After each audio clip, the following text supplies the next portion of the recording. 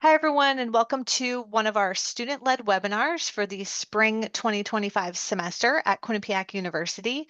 These webinars are created in the Instructional Design program, and we're very excited to invite current and former students to give presentations on topics connected to instructional design.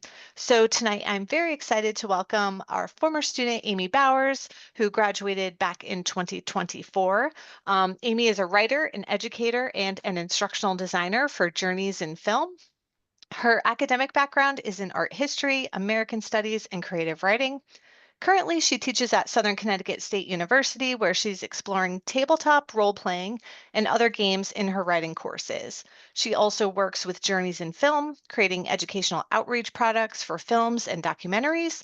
And her current projects include working with PBS's American Railroad Project, creating guides for the World War II Foundation's film library, and creating community viewing guides for the Red Cross Rural Health Initiative film series. All of this work and in her life has been served by a curious mindset. So tonight we're really excited to learn about how to put curiosity into practice. And I'll turn things over to you, Amy. Great, thank you so much. So I'm going to share my screen and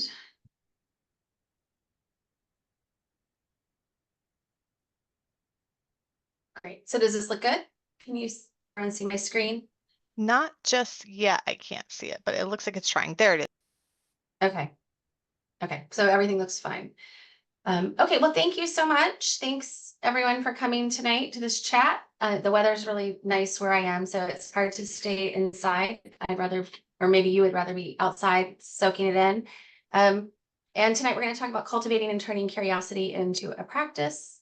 So I'm going to get right to it. I think I have a 2 or 3 hour lecture, it feels like, but no, I don't. I will go through it quickly, but I could talk about this forever. So the first question I want to just briefly talk about is like, what is curiosity? And in my mind, it's a wondering and an asking of questions, maybe about something we don't know anything about. It's a way to gather information, to think, and to broaden our perspectives. And what I think is interesting about just this word of curiosity is that today it feels like it's often characterized as something that's benign or quirky, maybe annoying, maybe, like the special sauce to something, but not like a core virtue or value that we teach or embrace. We might see some value in it, but we are definitely encouraged, I think, or at least in my life, to keep it in check so as not to be too disruptive or even destructive to long held beliefs or values. And there is an element of danger in the act of being curious. This goes all the way back to St. Augustine, who, according to Perry Zern and Danny Bassett, who wrote this book, which will list in my resources, Curious Minds, The Power of Connection. St. Augustine saw curiosity as a disease. It was a lust of the eyes and a low form of reason.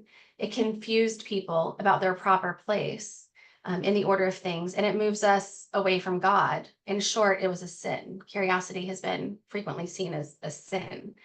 So you might be able to sense the power of curiosity that St. Augustine feared. And while I don't think curiosity has to be antithetical to your faith, I do want us to really think tonight about how curiosity feels, how it's worked in our lives, and how we can continue to cultivate it.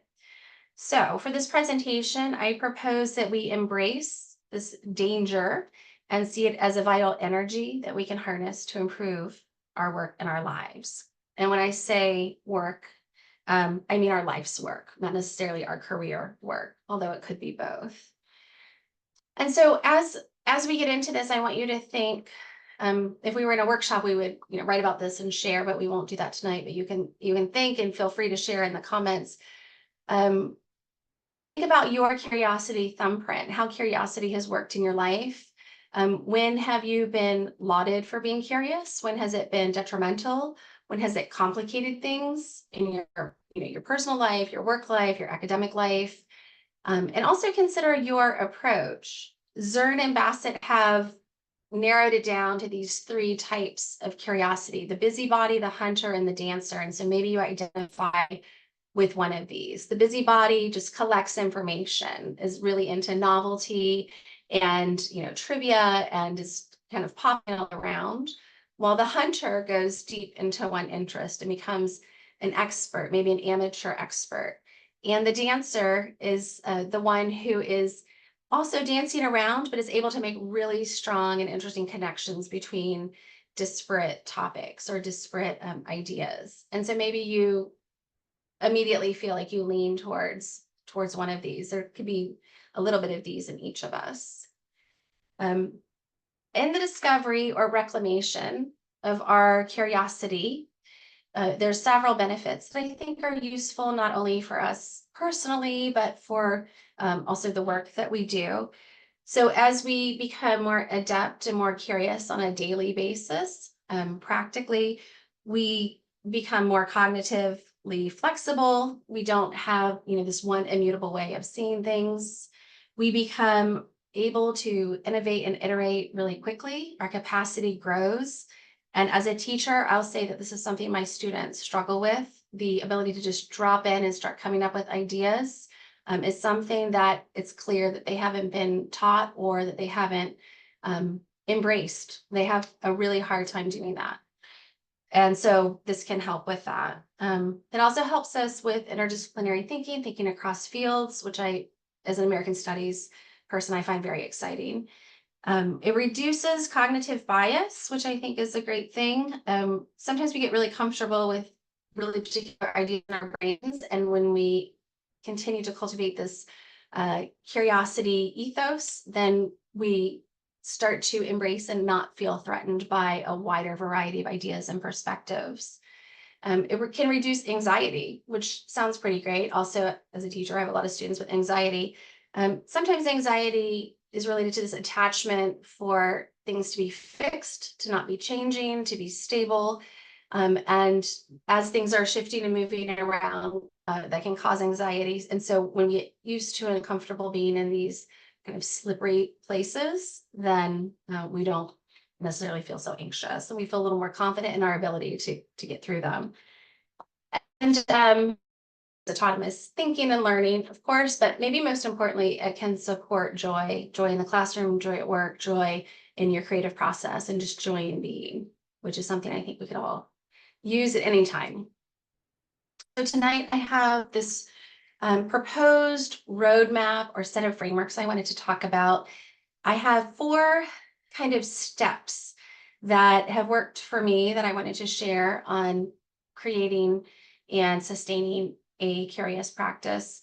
And I wanted to be sure, though, to say they're not a linear roadmap. They're meant to be recursive. They're meant to be jumped around, especially after you kind of go through it once and have this practice happening, then you'll find that you're, going back and forth through each of these steps. So at no point do I want you to think that this is, step by step, the linear way to approach this work. This is just a way that we've organized it. So there's 4 that we'll go through. Opening up your curiosity. That's just kind of getting things kick-started. How to go deeper. How to collect, record, and archive the materials and the information that you're producing or that you're finding. And then finally, how to reflect and apply this information to your life, your job, your project, whatever it is that you're working on. And then you can start again, or throughout it, keep starting new projects, starting new lines of inquiry. After each one, I'll just give a little information, a few tips or additional frameworks on how to get into each of these topics. I have some short exercises. We probably won't do them in class tonight, but you can think about them. You can do them as I'm talking, or you could do them later.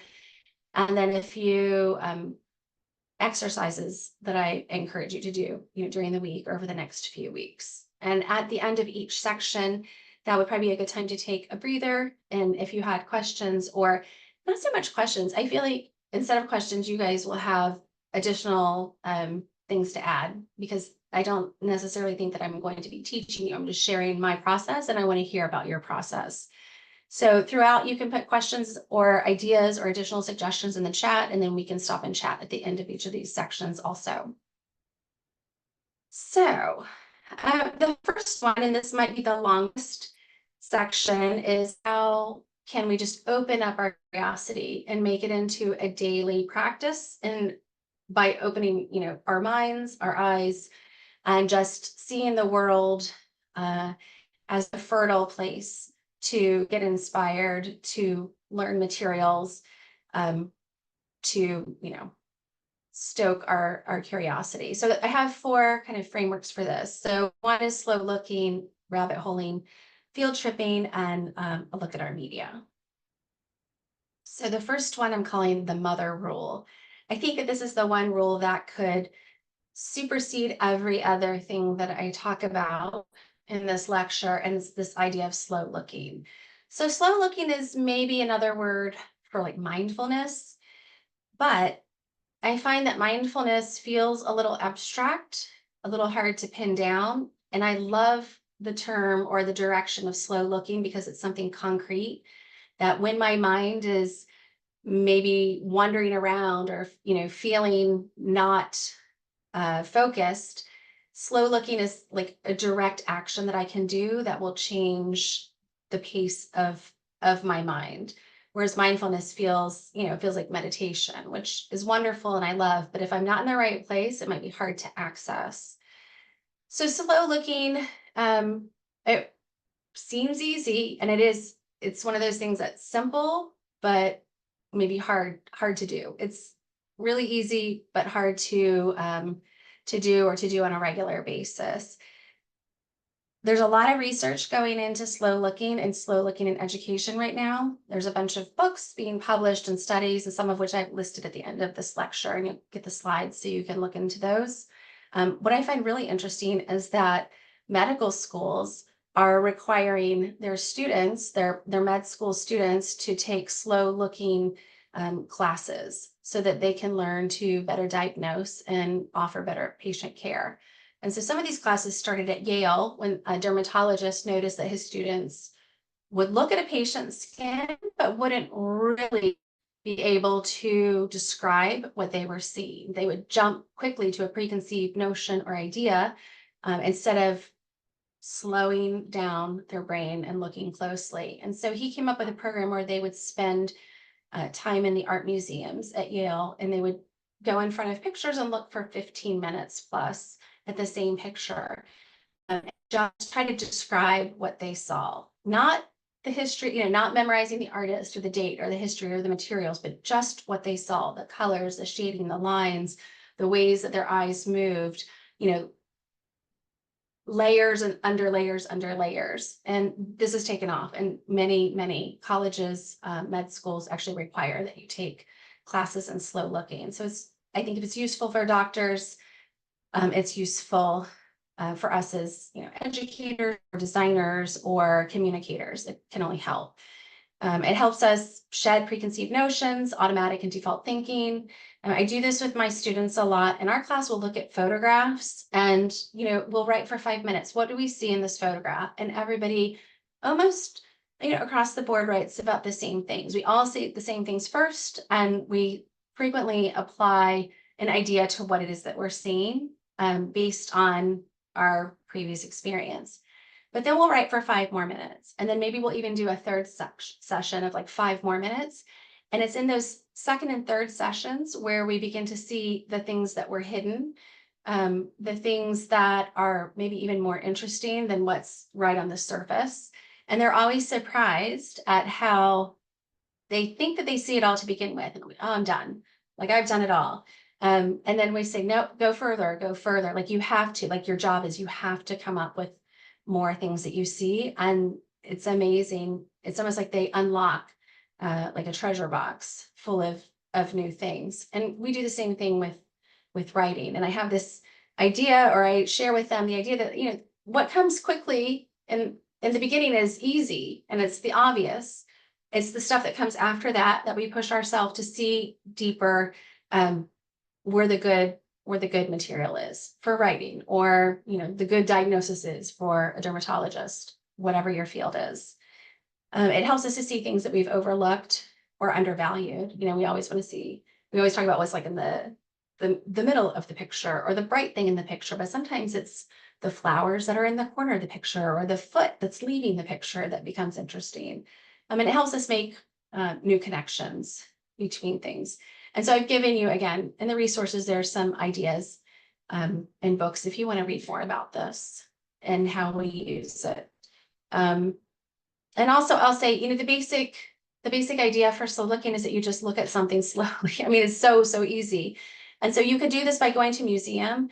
You could do it by looking at photos on Pinterest. Binocular photos, I think, are the best. Those are just like snapshots of normal people, and you can just set a timer and you look for 10 minutes and then you're done. The New York Times has a program where they're offering pictures for people to look at, asking them to do slow looking. And there's other websites online that are having similar programs. So there's a lot of resources that you could use to begin to practice this. So the So second one, Amy, I'm sorry, Amy, go ahead. Marnie was asking in the chat, is there another way to do this for someone who can't actually practice slow looking, like could use a different sense, like hearing, or do you have any other ideas if they weren't able to do the slow looking? Yeah, absolutely. I mean, you could do it with any of your senses. I'm taking a food experience design class right now, and we do it with taste, where we hold a taste in our mouth for this, you know, a long time and really kind of pick it apart and see what it unlocks.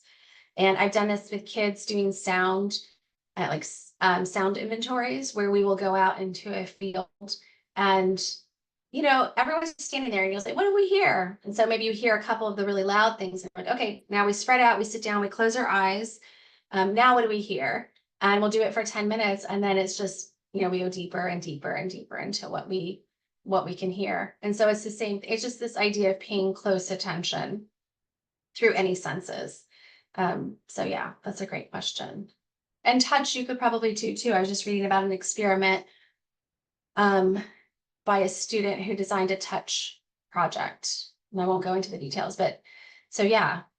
And so sound, taste, smell, for sure. There's probably, my daughter just came back from Paris and went to a perfumery, but it was all about smell, and like you got to pick different smells and there's smell journeys. And so, yeah, for sure.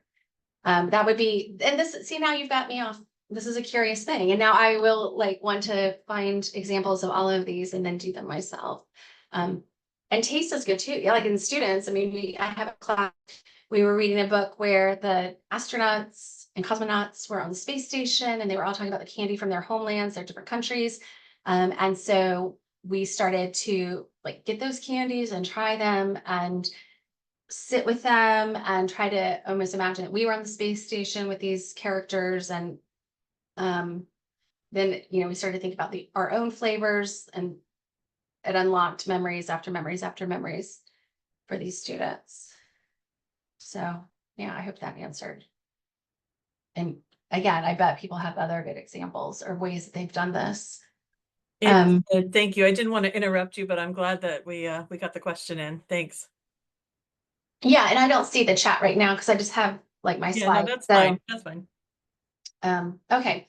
So rabbit holing is also called like wormholing or whatever, where you're losing yourself, you're following your interest into like level after level after level.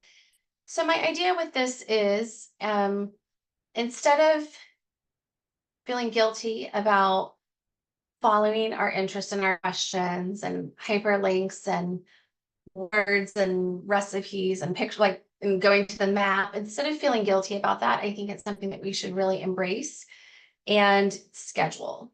So my idea is, because I love to rabbit hole, but I don't want to do it. I have to not do it when I'm working, or, you know, have tasks that I actually need to get done. And so instead of feeling frustrated about that, I've just started scheduling it. And so I'll give myself a couple hours or an hour to lose myself in whatever it is that I'm interested at the moment to see how far I can go with it. The great thing about this practice is that there's no outcome, right? You're not trying to produce anything. It's all about the journey. It's all about exploration. It's all about just kind of collecting things along the way that are interesting that maybe you'll use later, maybe you won't. It doesn't matter. It's almost like you're scratching that itch. It's, yeah, process is everything. exploratory, it's open-ended. There's no thing that you have to produce at the end, which for some of us might be a relief because maybe we work in a job or have a life where we're constantly like producing or task oriented. The key to this is that while you're doing it, you're engaged and you're not, then that you're directing the process, that you're not rotting. So it's not the same as like being in bed, just going through reels, for hours. Although that I do have to say is kind of fun. But the idea is that you are the one who is awake as you're following your interest. And so I usually do it with like paper. I love big legal paper or a legal pad, and I'll jot things down if I need to. And it might just start with a word. It might start with an idea like, oh, I need to look up, for instance, we wrote about food in one of my classes. My student told me the story of how he loved pozole, this Mexican soup. It was really special. It took a long time to make. His parents would make it for him like on Christmas or his birthday. And so I became really interested in this and rabbit holed over several days, actually weeks, about this soup based on his story. And I learned I went to Mexican restaurants and talked to the people who made it, and had great conversations about what pozole meant to them. Told them about my student. I learned about all the different varieties. I went to a Mexican grocery store where I found all the different peppers that I needed. And then I actually ended up making it. But then I also got into learning about hominy, which is the corn that they use, and the history of hominy, and how, corn is itself not digestible, which we probably already know. And you can do this thing where you put it in wood ash and it changes the chemistry, and then you can digest it, and how people did this on the Western Trail. And then they also did it in Mexico, and like indigenous people have done it for thousands and thousands of years. And then how pozole was made by Aztecs after sacrifices, and there would actually be some of the sacrifice victims meat in the soup. And so it was a religious experience and much like we have in Christianity, like where you're eating a part of, like some holy meat. It would be very little that they would eat. And so it built and built and built and built. And it culminated with me making this soup and having a wonderful experience. So that would be an example of like rabbit holing, or like this like tiny little itch. I was just so curious, and I just kept following it and following it and following it. And then it kept building out. And that's really different because you're engaged and you're having fun with it. And you can stop at any time, right? Like you don't have to, I wouldn't have to actually make the soup. I could have just had it at the restaurant. That would be good. I could at any point stop when I felt like I'd satisfied that curiosity or that itch. But allowing myself and realizing there's value in that exploration, I think is really important. So where can you rabbit hole, or how can you get started? I've given you a whole list. I won't read them all, but one thing I like to do is just use my phone a lot to take pictures or to screenshot things that are interesting that I might not have the time to look up, so that when I do have time to do some like research, I have ideas. So I could write them in a journal, or look at my screenshots. And maybe if I get up before people, I have an hour or two to do this in the morning, or maybe if I had a lunch break, or if there's this weird dead time maybe sometimes I'm waiting in the car for somebody. I say, okay, I'm going to research this thing and see how far I can go with it and take a few notes. So this is a great habit, I would say. And it's not rotting. I mean, the idea is like focused. So I like that. And were there questions on that one? No, we just had 2 more people join us, so just welcoming them into the conversation. Okay. And so I had this exercise. We're not going to do this because I just don't think we have enough time tonight, but I invite you to do this on your own. But a really, really easy way to start rabbit holing or wormholing is to just have a great dictionary, like a physical dictionary, and to find a word or to collect words as you're reading. That's another thing that I do, is just, keep a running list of words that I come across that are interesting, that I want to learn more about. And then I can just look that word up. And so I found this word recently on a list that I had written, autopoiesis, and I looked it up, and it also huge wormhole. And so I was thinking we could do that together tonight, but I don't think that we really have time. But you can look this word up. I would say dictionary is a great place to start, but then maybe go to Wikipedia, which I find to be pretty useful. You can look up etymology of words to figure out what they mean. I mean, auto means self. Poiesis means to make. It's the same root as the word for poetry, which already gets me excited. And an autopoiesis is like a self-sustaining organism. So it's an organism that can fix itself, generate what it needs. And so it's used in biology, but other disciplines have picked up on it, including philosophy and psychology, which kind of blew my mind. It gets really interesting. And then you can always, if you're arty or a writer or a painter, you could think like, are there metaphorical meanings for this or something just more poetic, poetry that I want to think about with this word or this concept. So this was just an example of another, you can just find a word and spend an hour looking up that word and then following each part of it. So the third kind of framework just builds on the first two, which is just field tripping, which is just in your day to day. I am a firm believer because I was once stuck in an area that I felt like I had exhausted, and I felt sort of depressed about where I was living, and decided I had to change my attitude, and found that there was another whole world there that I had kind of automatically ignored. And so I have a feeling that no matter where we live, that we can have field trips in our own town and in our own neighborhood. I think there's a writer who wrote a whole book about just like not even leaving his room and finding the entire world in his room. So in our day-to-day life, even at the grocery store or even running errands, I would say that we can turn those into points of curiosity. We can ask questions, we can talk to people. That's a huge key.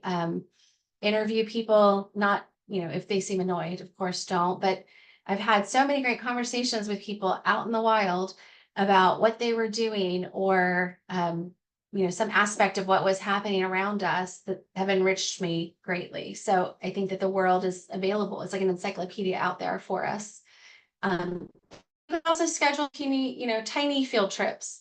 And so the key with this, and even with the last one, is like to schedule it, to put it on the list to do, because these things don't always happen just organically and easily, because our lives are busy and we're pulled away in a million directions. So these are things that we can put on our calendar.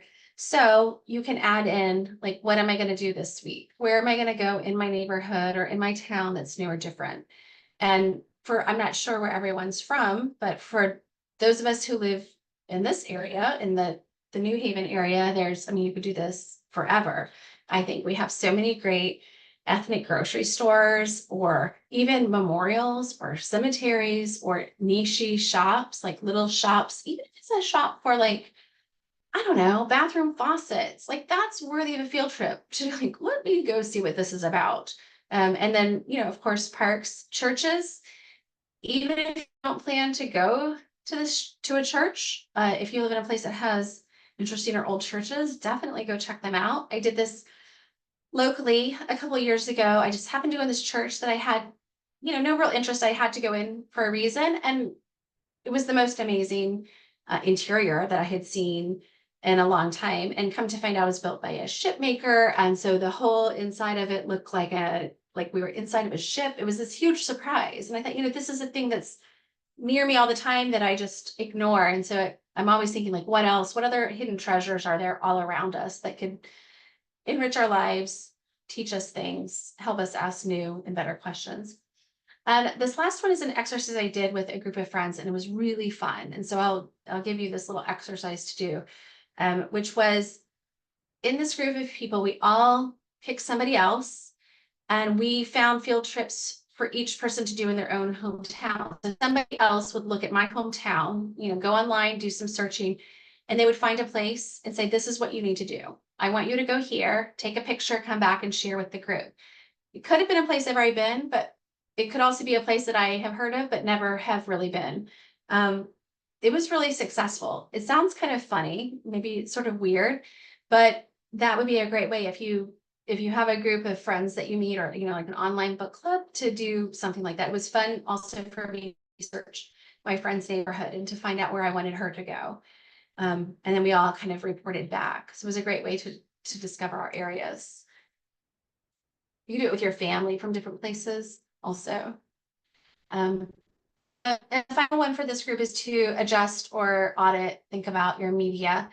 There's this idea by Dr. Rudine Sims Bishop that I really love, called Windows and Mirrors. And it's for, I was writing about elementary school students and how in literature they need to have both windows and mirrors. So they need to have literature that reflects their lives, where they see themselves in the stories. They also need to have stories that are windows onto the world, where they see other kinds of lives. And it's really good to try to have a balance of this or a mixture of this, or make sure you're hitting both of these. And so I do this with my college students, in that I want to be sure that most or everybody, as best I can, is represented in the story we read or the essays that we read. And I also want to make sure that we have lots of windows onto lots of different communities and areas and ideas, so that we have this really rich landscape. But we also do audits and think about our own media and what we're watching on TV, or the movies that we watch, or our algorithms. And we will decide, neither one is good or bad. And sometimes we lean more towards one or the other, but it's good to just take a minute and realize, or audit the kinds of things that we're watching and seeing if we can shake it up. And I would also expand that beyond just, the media that we watch and the kinds of stories that we see, to even like the topics. So maybe for some, you go to the library and you look at a book on golf and you've never golfed, but you can actually use that as a window onto a different subject, a different content area.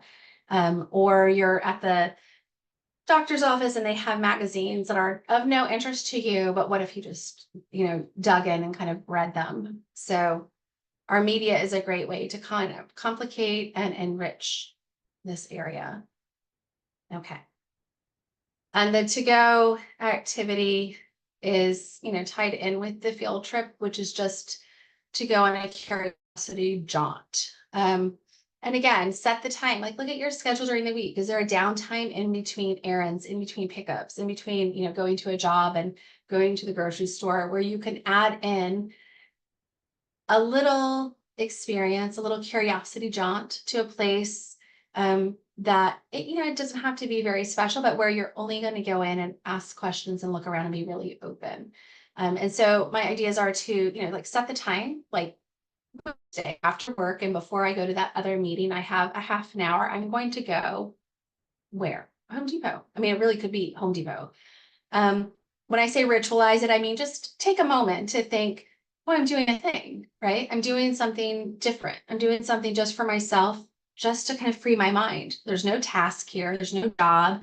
I'm just going to wander around Home Depot, or wherever, or a cemetery. Those are pretty great to do too. And just look around and see what jumps out at me, what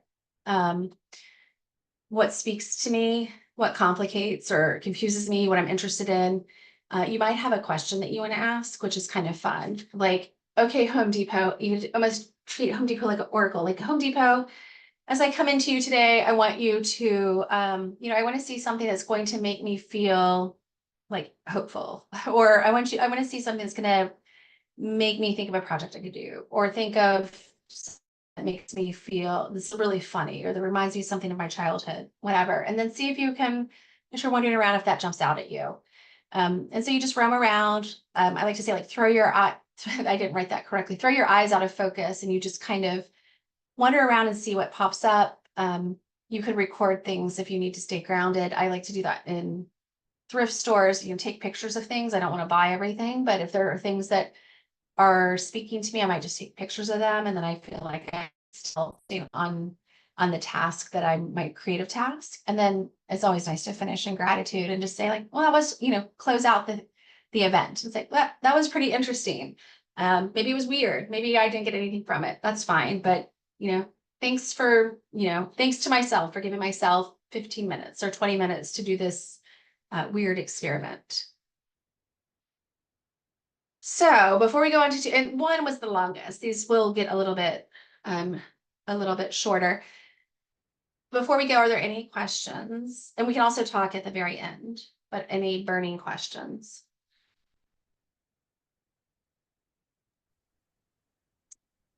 There's none coming up in the chat, so. Moving on, and I feel like that first part took a little bit longer. So now you have all these ideas, right? Like you're going on you're rabbit holing, you're out looking around, your head is maybe swimming around with new ideas or new questions. And so what are some really great ways to go deeper, to start to maybe study something a little bit more seriously that you're curious about? So I put this thing at the bottom to turn like your brain maybe from a tornado into a funnel. So we can kind of narrow down what we want to think about and start to go a little bit deeper for the things that feel like how I felt with my my soup I made. So I have three ideas, frameworks, or approaches. Use AI, create a syllabus, and find a learning community. These are really, each of these I really, really love and have done a lot and find them to be really effective. So the first one is to use AI. Maybe you already use AI a lot, but maybe you are afraid of it. Maybe you hate it. Maybe you think it's going to be the downfall, which it could be, but it is here. And so I love to use AI as a creative partner, and to get ideas. It's never gives me my final project, but it takes some of the mental load off of getting started with the project, and I'll show you what I mean. You can use ChatGPT. I like Claude. That's the one I use. So the key with AI is to write really good prompts, prompts that give details and tell AI exactly what it is that you want. So I wrote a prompt that says, I live in New Haven, Hampton, New Haven, and I want to get to know my area better, right? So please create a plan for me to explore my area. And I want to learn its history. I want to maybe meet people, and I like to do creative things. And I can add more details here. The more details I add, the better the information that it will give me.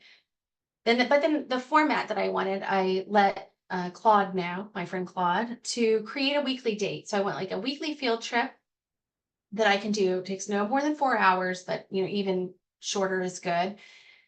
Give me background that I need to know or grounding information. Give me a reflective journaling prompt, which I can use to journal or to just discuss with the people I'm with. Give me ways to explore the topic further. So if I really liked it, like what else could I do? And tell me how expensive this is going to be on a scale from 1 to 4, so I can plan ahead.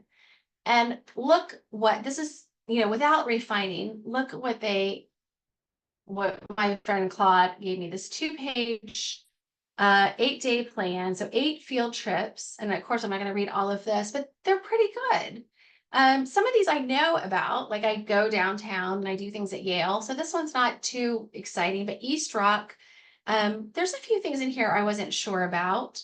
And, Wooster Square in Little Italy, they're talking about doing a food tour. And so I've definitely down there to eat, but now I'm like, oh, I could make a food tour. I could take a food tour. And then they give me great ideas, or Claude gave me great ideas for like, if you want to go further, what to study, what to question, what to look for. And so this is not the end all, but this is a really great starting place. And I can research from here to organize some great afternoons around my town that will enrich my life, help me feel at home here, and maybe meet new people. So it was really, really fun. So I highly suggest this one. I've done it for film. I'll say, give me international films that I can watch with a family, with food or snack ideas that I can make that go along with the films, or give me, parlor games, a week of or 10 parlor games I can play with a food that goes with it and an art project that goes with it. Anything that you can think of, you can put in, and it will help you kind of get that first hump, and then have a little bit of a guideline of what else you might want to research. So I'm kind of curious if anybody else has used AI in this creative way. You can just unmute and talk if you have, because I can't see really any. Has anybody else used AI in this way, like for personal growth or personal creative projects?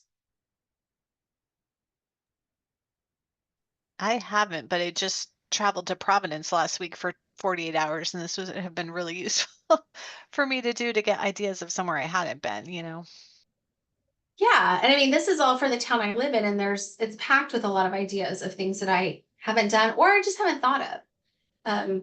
And so it's a really, really great starting place.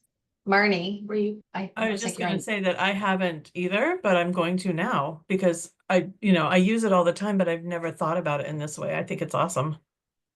Yeah, and you could do like, if you have kids, you could say, give me, the best Christmas movies with craft ideas, or give me a list of 25 Advent ideas that are under $1. Or, I mean, anything you can think of, it will at least get you started, and then you can keep refining. I've never left a session without some good ideas, like a really good start to my projects. So definitely, I promote this one. The next one is, if you are the kind of person who wants to kind of plan things out, is to make an actual syllabus, but a syllabus for yourself and for what it is that you want to study and you're curious about, what you've kind of uncovered in those, when you've reignited your curiosity, now you've found some ideas of things that you want to go deeper into. So this is a little bit more formal, although it actually doesn't have to be. I've done this as a class and I've done it with groups of friends.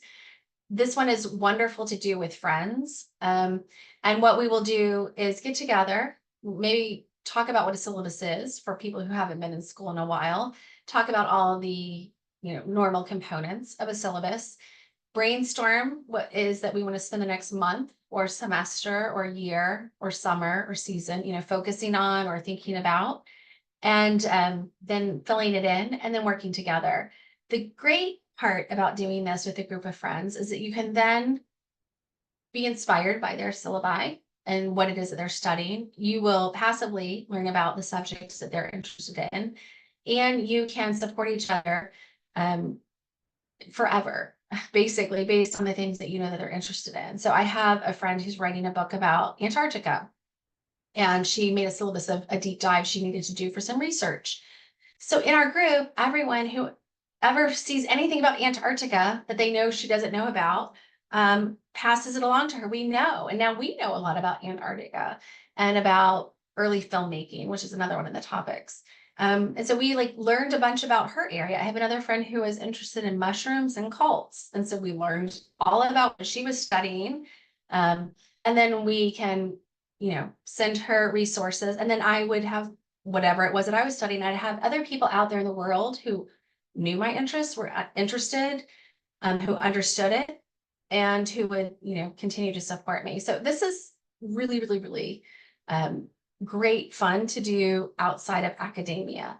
And all of these characteristics, or these, things that are in a syllabus, you can make really fun. You don't have to take it so seriously. So like a title, it's really fun to come up with a fun title for what you're thinking about over the month. And then things like the course description and guiding questions that kind of make sense. The required text, that really feels like the best. That's where you're just curating a huge list of things that you want to read, and articles and movies to watch, or documentaries or sites or places to visit. That is probably the best exercise out of the whole thing. Course policies. I mean, this is all a little tongue in cheek, but it's kind of fun if you say, if I do this many things, I get this treat, or this, I get to buy this book, or whatever kinds of little rules you want to use for yourself that are fun, and you can always change them along the way. The same thing with assignments. Like, do you want to write an article? Do you want to, is your final project to make a ceramic thing that gets fired? Who knows? So if you have a final thing that you want to complete, you can add that in.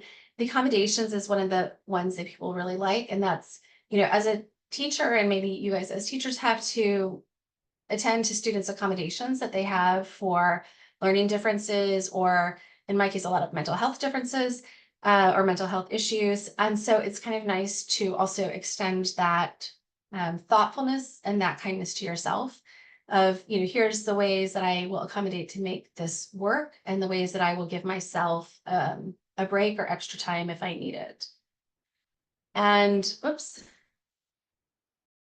And the final one fits right into that, which is to find a learning community or create a learning community. And so I've just given a big list of places where in real life where you can find other people who are curious and who are trying to learn and ask questions. I won't read these, but all of these are places that I've had success in that area. And then online, if you are not finding what you need locally. There's so much now. We're so lucky that there's so many things online. And I've listed a few places that have really good classes or really interesting projects going on. So the first two, like Eventbrite, you've probably used a million times when you see something that you want to go to, and then the ticket is posted through Eventbrite, but you can actually just go to Eventbrite and search using keywords and find a lot of really great lectures and classes and online meetups for all kinds of subjects all around the world. A lot of libraries in different countries will have lectures or tours that are offered on Eventbrite, usually for free. Sometimes I found things as cheap as maybe $5 or $10 that are pretty good. Also, the London School of Drawing. If you are at all interested in art and drawing, I am blown away with their classes. They're pay what you wish, so they're like 10 to 20 pounds, so $10 to $20 for 2-hour classes. And they're not about formal drawing at all. They'll usually pick a famous artist, give a lecture, and show a bunch of that person's art. And then there will be some activities based on their art. So no matter what level you are, you can participate and have fun. The same school has the feminist art lecture series where they have like PhD level lecturers give really good talks on kind of fringy feminist artists who maybe you've heard of, but would like to learn more about. So I'm always amazed at their classes. And the other ones that I've listed are ones that have been recommended to me that I have classes on my wish list to do.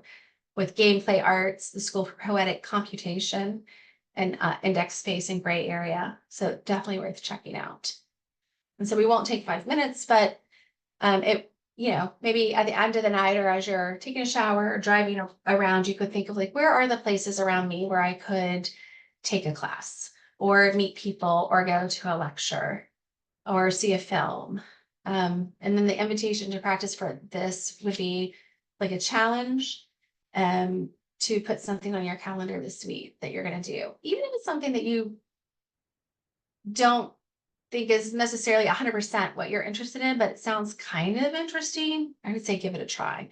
I'm going to a movie tomorrow night that I'm kind of interested in. And it's, a free movie with a talk back. And so we'll see what happens. My mom's going to the library for a class on orchids, and she doesn't even have a green thumb. She has one, orchid sitting around her house, and she's like, well, we're going to figure out what the thing is, what orchids is. Who knows? And so I feel like adding those in, as much as you can, just opens up portals into new areas. So it's a good practice. And collecting, recording, and archiving this section will be kind of short, but just basically, what do we do with all this information that we're collecting? Maybe you just keep it in your brain, which is fine. You don't necessarily have to do anything with it, but here are some ideas for containers to collect them in, both analog and digital.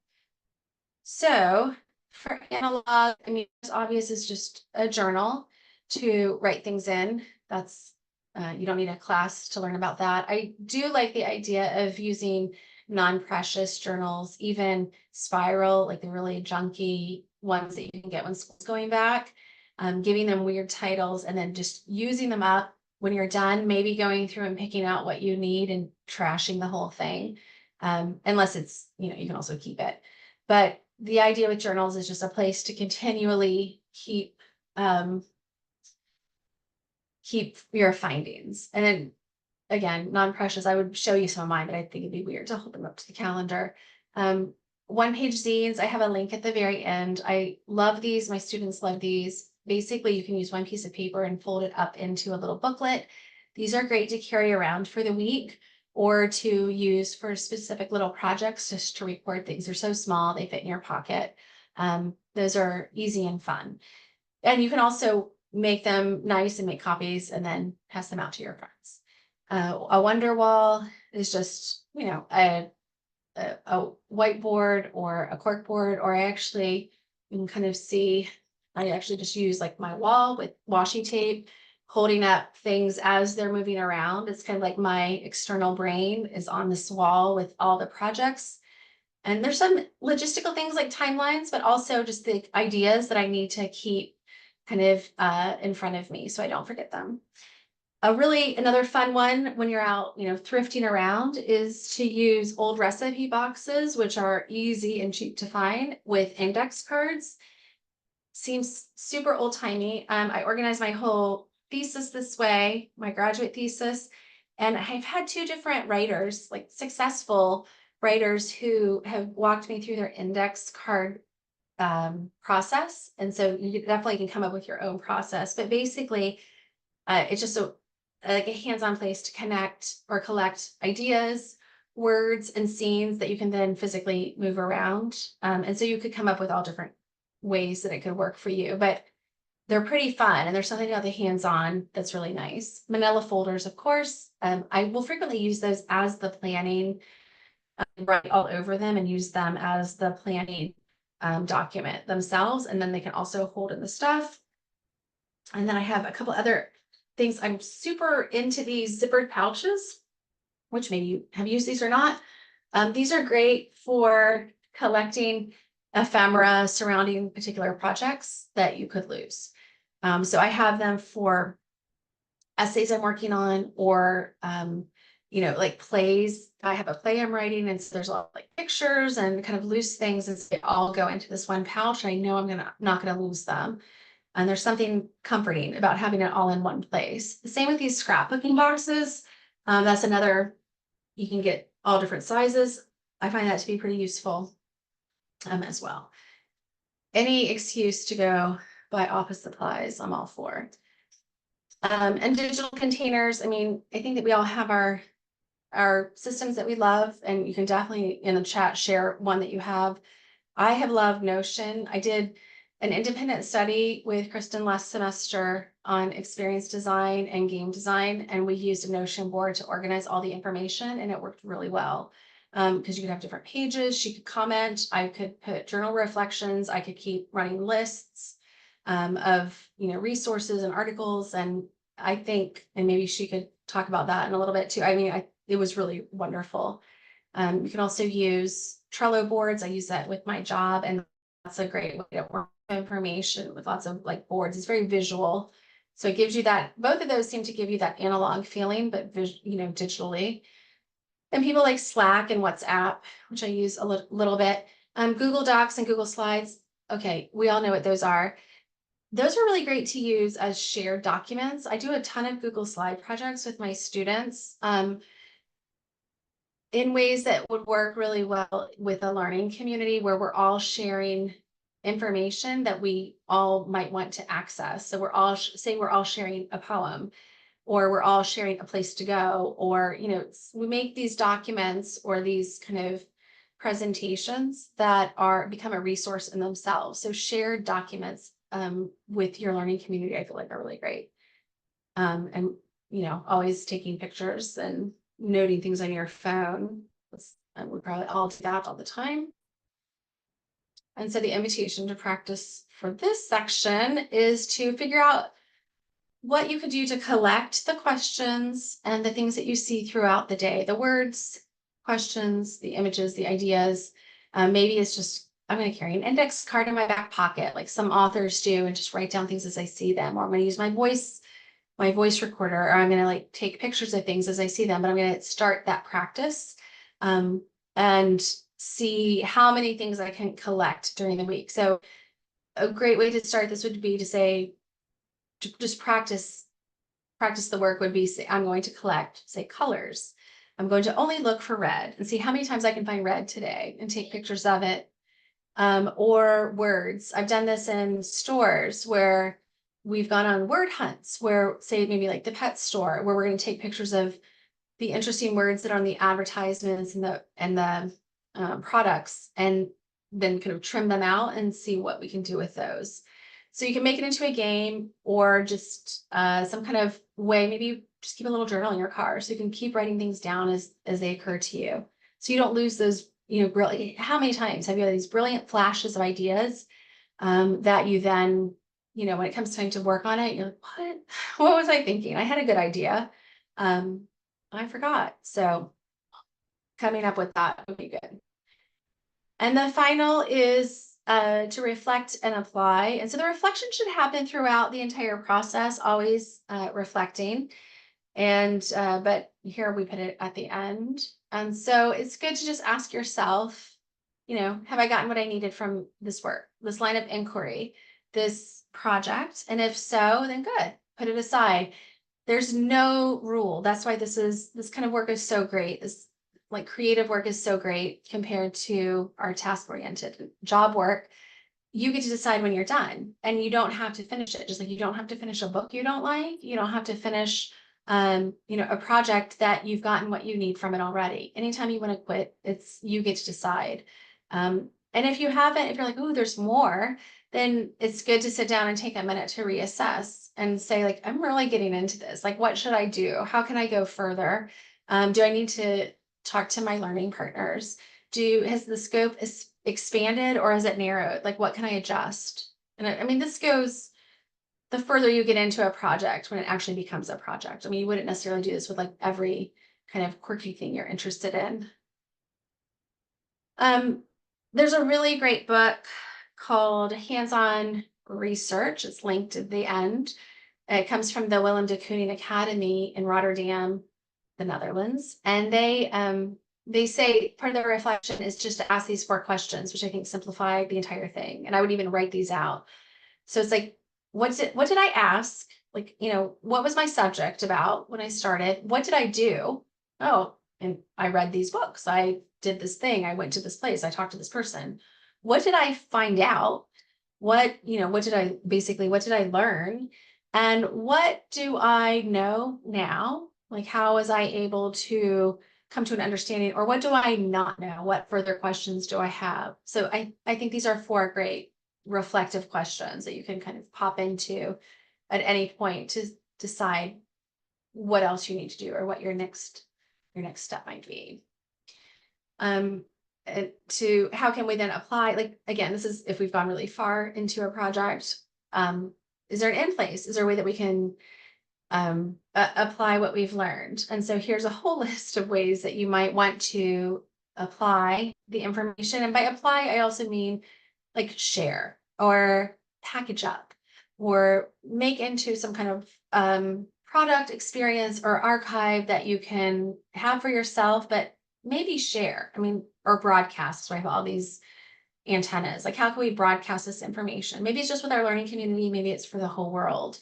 Sometimes this work will actually lead to people's, and when I've done it with people and in different groups, it's actually led to them getting new jobs or starting new businesses or discovering the new topic for their new book or their new course, or maybe they just want to teach a class on it. And maybe you could teach a class at your library or a class to your friends or give some kind of workshop that you charge money for.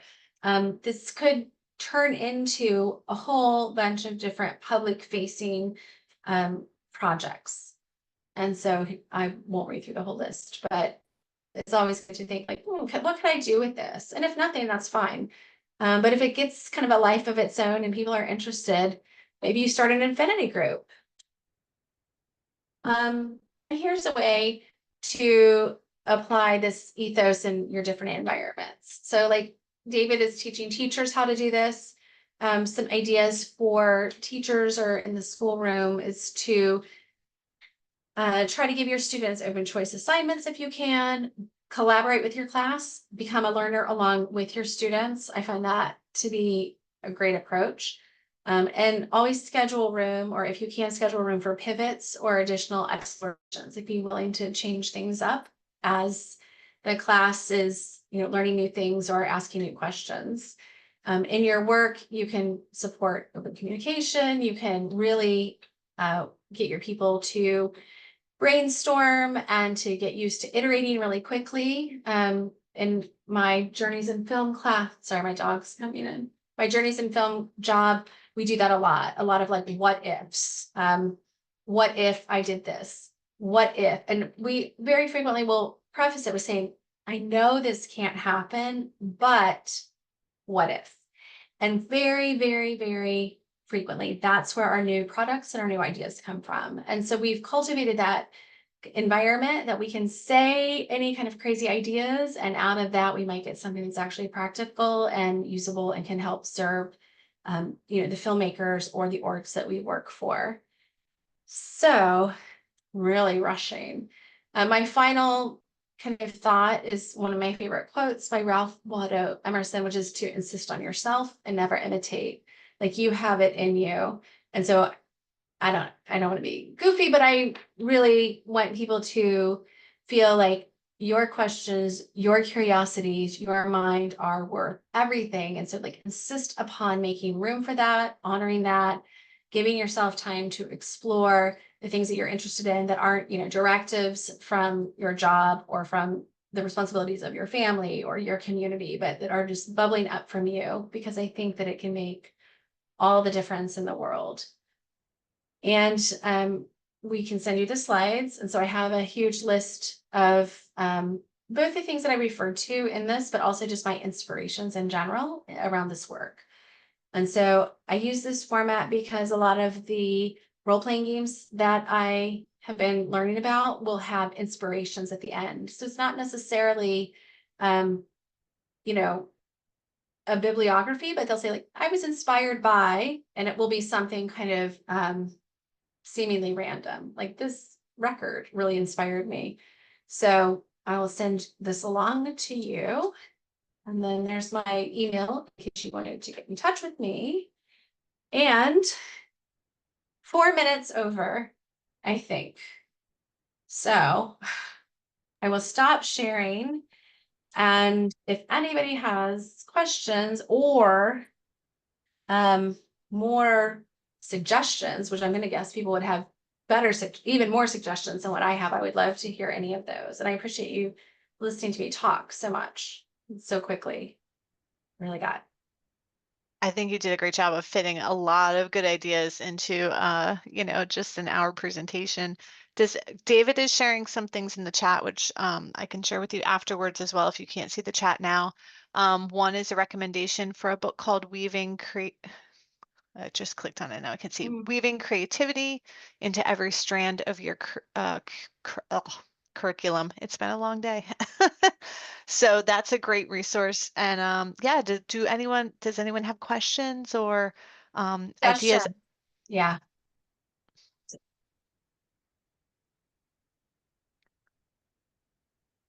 I won't put anyone on the spot. I know it's been a long day. David jumped off, so I will hook you up with his information. I think something that was interesting to me is that I often feel like I'm in a creative rut or just like a mental rut, and these were all really good ideas for sort of breaking yourself out of that. Marion, do you have a question?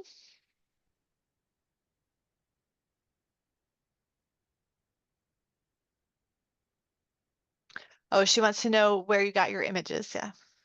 They're all from Pinterest. They're all like space age collages. And I put a QR code on that on the resources that if you shoot, it will take you to the Pinterest board, and they're all there. So you can look at them, and then and if you look at them, then it'll change your Pinterest algorithm, and then you'll start seeing them like crazy. Some are from actual artists. Some are, I feel like some are a little not from artists. Yeah, if well, I know you guys don't know, but Amy has a particular style that is like really collagey, and yes, definitely rabbit hole on Pinterest, Marion. That's a great rabbit hole place. That's kind of Amy's style is very collagey, so I love the presentation because it resonates with the rest of her work. And Cindy had said too that Notion was an interesting tool. Amy talked about how she had done an independent study over in the fall semester, and it just became a really great place for organizing information because it's really flexible in terms of how you can add content and organize and move things around and link to things, and you can put pictures in there. And I've started using it a lot as well to organize some of my work. So that's a great tool to poke around with. Yeah. Yeah, I think it's great. And it's better to me, it's better than like a Google Doc, which is just feels so limiting. So this you can easily put pictures and video links that will kind of show you. You can make to-do lists, but all super easy. And it's it's like the way that they've organized it or the way that you use it. Things I guess you could probably do in Google, but this is so much, you just click on it, boom, here's a to-do list, boom, I've marked these things out, boom, here's videos or images added in. So yeah, it's really good. One of my favorite features in it is the drop down. You can sort of have like some text or list or something and then have it condense so that if you're looking at the full page, there are little boxes you can sort of condense and hide things at different times. So maybe you're looking at an outline and then you can kind of expand each section of it or close them up. So I highly recommend poking around with Notion. Yeah. And I think Trello is similar. I mean, another one, sort of like a visual bulletin board. Um, I like Notion better, but people run classes off of Notion too. And the thing with Notion is you can have different pages that you invite different people to. So like I have all sorts of Trello page or Notion pages, and then I invited Kristen just to the one that we were doing our independent study on. And so people use it to teach classes where you sign up for the class and then you get access to the Trello board that can be set up like a class. So I mean, has a lot of power behind it. So.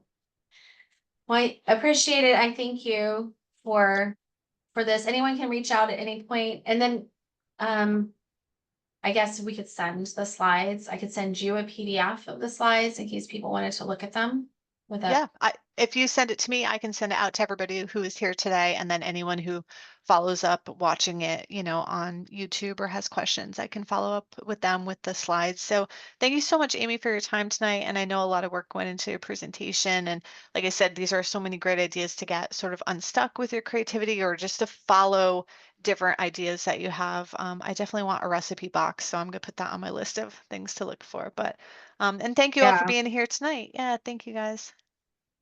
I appreciate it. Thanks for sticking around for my long-windedness. So I I appreciate it. I think it was perfect. Great. Thank you.